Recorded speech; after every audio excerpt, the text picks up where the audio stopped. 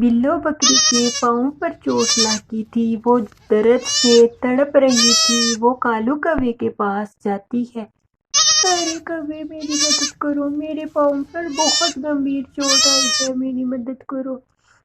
جا میں کیوں مدد کروں؟ مجھے کالو کوا کہتے ہیں، میں کسی کا کام نہیں کرتا۔ ارے کوے، میری مدد کرو، تمہارا بہت دھنیہ واد ہوگا، میرے پاؤں میں بہت زیادہ درد ہو رہی ہے۔ چل چل بھاگ یہاں سے، تو کون ہے؟ میں تیری مدد نہیں کروں، بھاگ جا یہاں سے۔ بیچاری بلو بکری اداس من سے وہاں سے چلی جاتی ہے۔ وہ ساتھ میں ہی کبوتر کے گھر جاتی ہے۔ کبوتر کبوتر، میری مدد کرو، میرے گمبھیر چوٹ آئی ہے پاؤں پر، میرے خون بہت نکل رہا ہے، میرے ادھر پٹی لگا دو، آپ کا دھنیہ واد ہوگا۔ ٹھیک ہے، میں آپ کی پٹی ضرور کرتا ہوں، میں ابھی بھوجن لے آؤں اور آ کر آپ کی پٹی کر دوں گا۔ میں ابھی گیا اور ابھی آیا۔ ٹھیک ہے کبوتر، تم جلدی جاؤ اور جلدی آؤ۔ کبوتر بھوجن کی تلاش میں چلا جاتا ہے۔ بلو بکری کبوتر کے گھر کے باہر بیٹھی تھی۔ کبوتر اپنے بھوجن ڈھونڈتا ہے اور وہاں بھوجن کرتا ہے اور ٹھنڈا پانی پیتا ہے۔ ارے مجھے تو یاد آ گیا کہ میرے گھر کی کھڑکی ٹوٹی ہوئی ہے، میں اپنی کھڑکی کے لیے نیا کسان بلا کر لاؤں۔ کبوتر کسان کو بلانے چلا جاتا ہے۔ راستے میں چڑیا ملتی ہے۔ چڑیا چڑیا، میں کسان کو بلانے جا رہا ہوں، میرے گھر کی کھڑکی ٹوٹ گئی ہے، تو میرے گھر کی کنڈی لگا دینا۔ کبوتر یہ کہتا ہے، ارے ٹھیک ہے کبوتر بھائی، آپ جلدی جائیں۔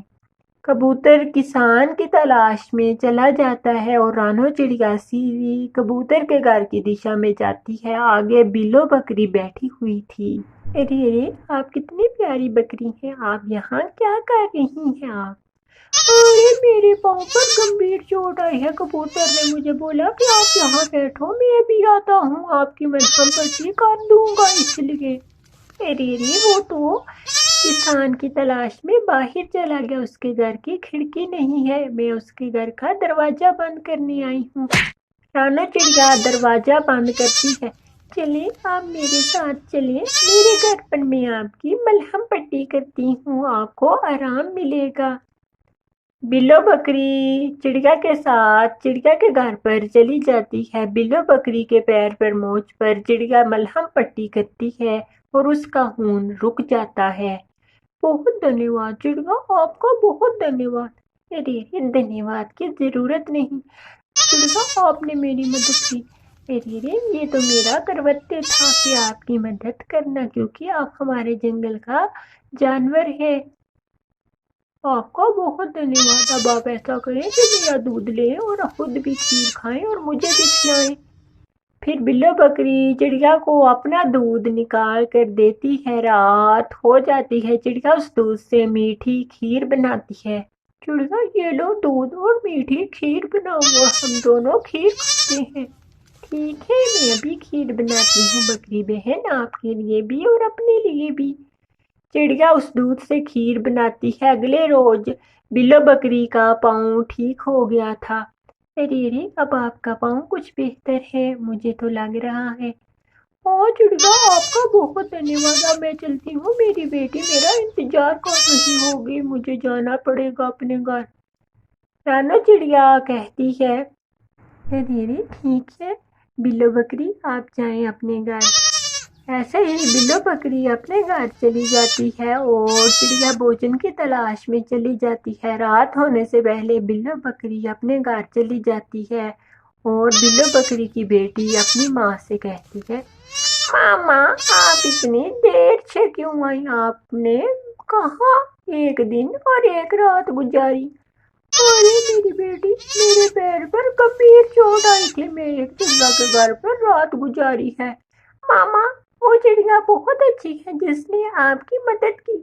ہاں میری بیٹی، وہ بہت اچھی اور نیک دل کی چڑیا ہے، اس نے میرے پیر پر ملہم پٹی کی، اب مجھے بہت آرام مل رہا ہے۔ ایسے ہی بلو بکری اور اس کی چھوٹی بیٹی آپس میں باتیں کرتی ہیں۔ ہاں وہ چڑیا بہت نیک دل کی اور بہت بدھیمان ہے۔ کئی دن اور راتیں بیت جاتی ہیں، بارشوں کا موسم آ جاتا ہے، رانوں کے جنگل باہر آ جاتی ہے، سب پکشیوں کے گھونسلے بہہ جاتے ہیں اور بھوجن سارا باڑھ میں بہہ جاتا ہے۔ کالو کا باؤٹا کبوتر کے پاس جاتا ہے۔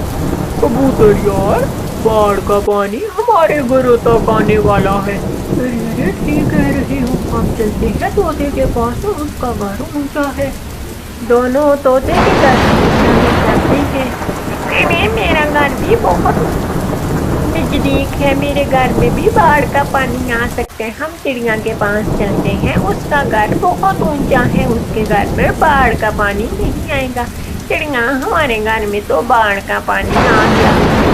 میرے گھر میں بھی باڑھ کا پانی آ جائے گا، ہمیں دوسرے جنگل میں جانا پڑے گا جو ساگر والا جنگل ہے، ہمیں یہ جنگل چھوڑنا پڑے گا، نہیں تو ہم اس باڑھ میں بہہ جائیں گے۔ چڑیا یہ بات کہتی ہے۔